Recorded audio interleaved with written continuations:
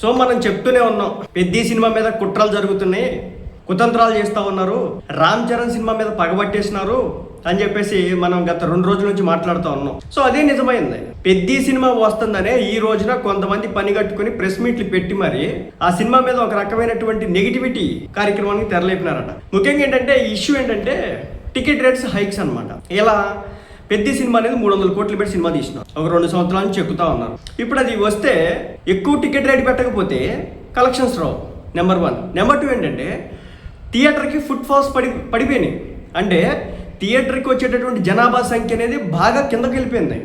జనం థియేటర్కి రావట్లేదు, ఓటీటీలు చూసుకుంటా ఉన్నారు. రెండోది వేసవి కాలం, ఫ్యామిలీస్ రావట్లేదు, పిల్లలు రావట్లేదు.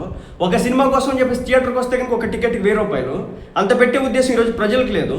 దీంతో ఏమైంది, టికెట్ రేట్లు పెంచుతున్నారు వీళ్ళు. టికెట్ రేట్లు పెంచితే సర్వనాశనం, సర్వమంగళం అయిపోతా ఉన్నటువంటి పరిస్థితి. ఇప్పుడు అభిమానులకి సంబంధించి బెనిఫిట్ షోలు వేస్తారు కదా, సో ఆ రోజు టికెట్ రేటు 1000 రూపాయల దాకా పెట్టేసుకొని లాక్కుంటున్నటువంటి పరిస్థితి.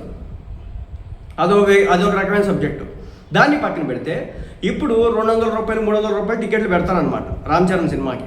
దీంతో ఆ సినిమాకి పెట్టిన డబ్బులు తిరిగి రావు, ప్రొడ్యూసర్ నష్టపోతాడు. అలాగే సినిమాలో నటించిన వాళ్ళకి ఏం పోయే 2 సంవత్సరాలు. ఒకప్పుడు అంట ఒక యాక్టరు సంవత్సరానికి 3 సినిమాలు 4 సినిమాలు తీస్తే ఎన్టీఆర్ గారు ఏఎన్ఆర్ గారు అయితే కనుక సంవత్సరానికి 8 నుంచి 10 సినిమాలు తీసేవాళ్ళు అంట. కానీ ఇప్పుడు ఒక యాక్టర్ 2 సంవత్సరాలు చేస్తాడు ఒకటే సినిమాని. అప్పుడు వాళ్ళు ఒక సినిమాలో పోయినా ఇంకో సినిమాలో కవర్ చేసుకునేవాళ్ళు. ఇప్పుడు ఒక సినిమా పోతే మళ్ళీ దానికోసం 2 సంవత్సరాలు ఎదురు చూడాల్సినటువంటి పరిస్థితి. రామ్ చరణ్ గారికి సంబంధించి అంతకుముందు వినయ విజయరామ పోయింది, గేమ్ చేంజర్ పోయింది, ఆచార్య పోయింది. సో వీటిలో ఆల్రెడీ కొంత లాస్లో ఉన్నారు. అదే వీళ్ళు కూడా సంవత్సరానికి 7-8 సినిమాలు వస్తే కనుక, పైగా బడ్జెట్ తక్కువతో వస్తే కనుక పెద్ద ఇష్యూ ఉండదు. కానీ ఈరోజు ఏమైపోయిందంటే బడ్జెట్స్ పెరిగిపోయింది. ఆర్టిస్ట్ దగ్గర నుంచి మొదలు పెడితే ప్రతి టెక్నికల్ డిపార్ట్మెంట్ వరకు కోట్లలోనే నడుస్తుంది వ్యవహారం. కాబట్టి పెట్టాల్సిందే. రెండోది ప్రొడ్యూసర్స్ ఫైనాన్సర్స్ దగ్గర నుంచి డబ్బులు తెచ్చుకుంటారు. సో వాటికి వడ్డీలు పెరుగుతూ ఉంటాయి. కాబట్టి ఇప్పుడు పెద్ద సినిమాని టార్గెట్ చేసినారు కావాలి. ఎవరు చేసినారు ఏందనేది అంతా బయటకు వస్తూ ఉంటుంది. ఇప్పుడు మైత్రి మూవీ మేకర్స్ వాళ్ళు పాపం ప్రెస్ మీట్ కూడా పెట్టుకున్నారు.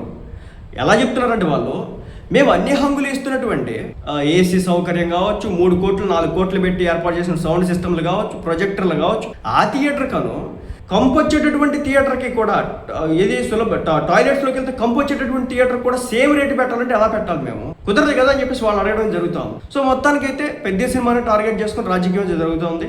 మరి ఈ ఇష్యూ నుంచి ఎలా బయటకు వస్తారో చూడాలి.